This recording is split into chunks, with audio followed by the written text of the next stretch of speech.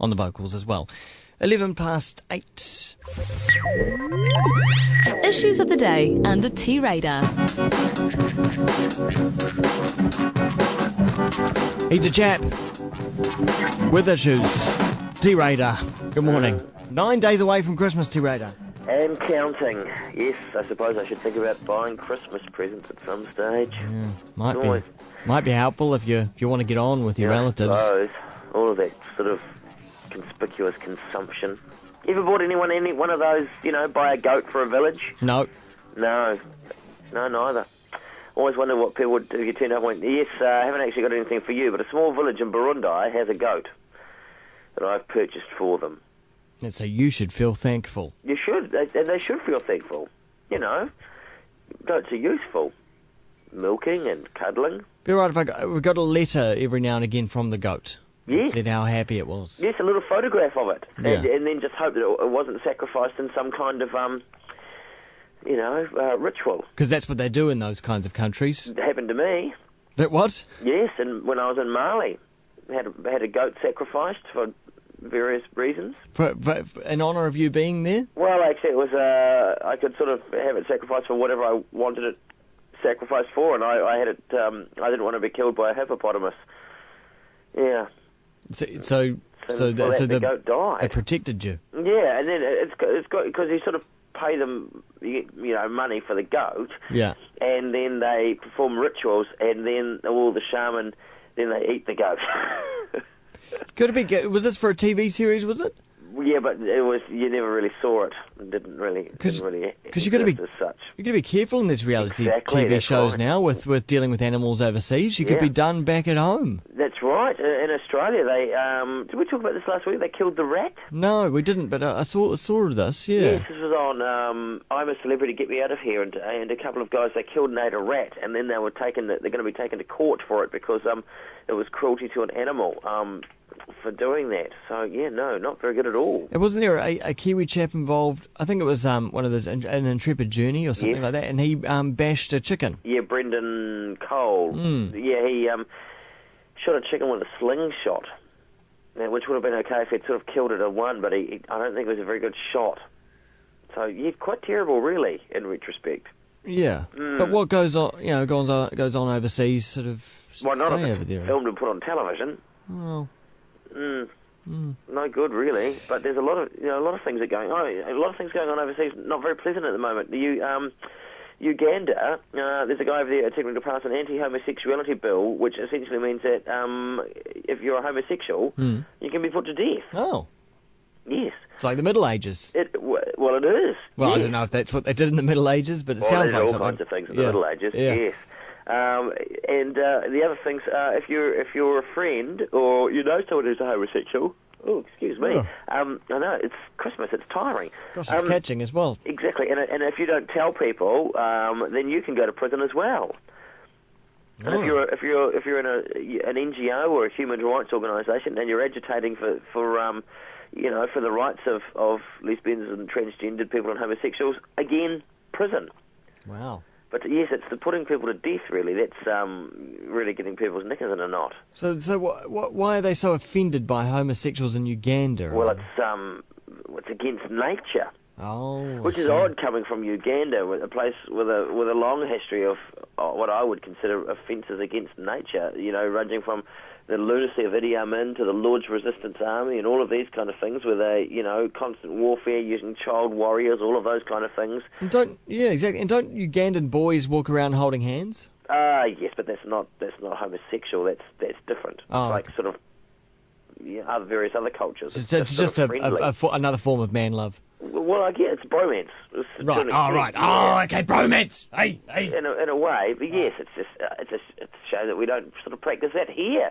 Probably have a safer and more humane society. That's to show that they're really secure with their sexuality. That's exactly right. Yes. Okay. Or that they haven't even thought about the implications. Yes.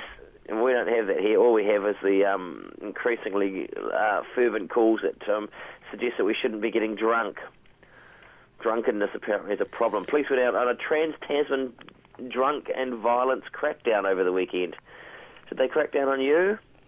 Well, no. Were you at home preloading? No, I was out and about, but I didn't see any police. Ah, yes. Well, apparently they've come out now, and this is kind of sort of going on all over the world. Various sort of licensed premises and licensed premises spokespeople. Here it's Bruce Robertson getting angry about the fact that people stay at home and preload. By which I mean they come into town drunk on cheaper liquor bought from off licenses. Possibly, I suspect, because the price that people pay in bars is ludicrously expensive. But you always have a few drinks before you go out. If I remember from that kind of time in life. Just what a beer in the shower. Oh, nothing like it. End of a long day. Marvellous. So, and they reckon that might be, I already thought it was illegal to be drunk in public. Yes, I think so. If you're being disorderly as well. Right. Okay, but so if you were walking down the road swaying, yes, it's perfectly legal. Not illegal, I don't believe, but they're looking to make that illegal, which I suspect would mean that virtually anyone who went out of an evening and dabbled with a few beverages. You imagine if there were long queues, like at a busy post office, of people being footpath breath tested. Huh. Not breast tested, breath tested. Breath, yeah. Yes. There's a good distinction there. You have to make the distinction. Wouldn't that really put a damper on people's evenings? Wouldn't it? Gosh, you end up in prison where you could have a Christmas lunch that cost the taxpayer a paltry $4.50. Yeah. Oh, is that how much it's going to cost? Yes. I can't understand how you can get a Christmas lunch for $4.50. Yeah. I think they should be suggesting to beneficiaries and people like that to take a leaf out of prison's book. What do you get for $4.50? Yeah. A roast leg of chicken. I don't know what happens to the other parts of the chicken. Some roast potatoes, sliced beans, 2 slices of white bread, followed by a traditional mince pie and an apple for dessert. Oh, an apple that isn't stewed or anything. That's right, just a plain old apple. I don't know whether you get margarine or butter. What I hate, though, about that, Christmas mince pie.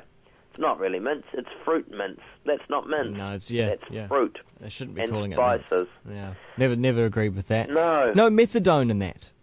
No, I don't know if there will be, although aren't they having a bit of a furore about that as well?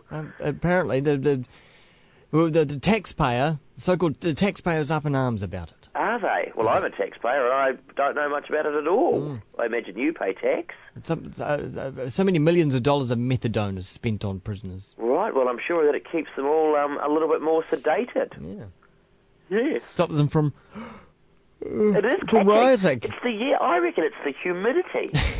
We're going to have angry people going, come on, stop yawning. All around the country now, listeners yawning in their cars, in their kitchens, in their boudoirs, yawning, all because of us. Yeah, but they're probably waiting at traffic lights, especially in Auckland City. Look, I thought that traffic lights were phased so that, the traffic would all move off in a uniform sort of manner all across the city. Yeah. Turns out, according to an article I've just read this morning, in Auckland, not the case.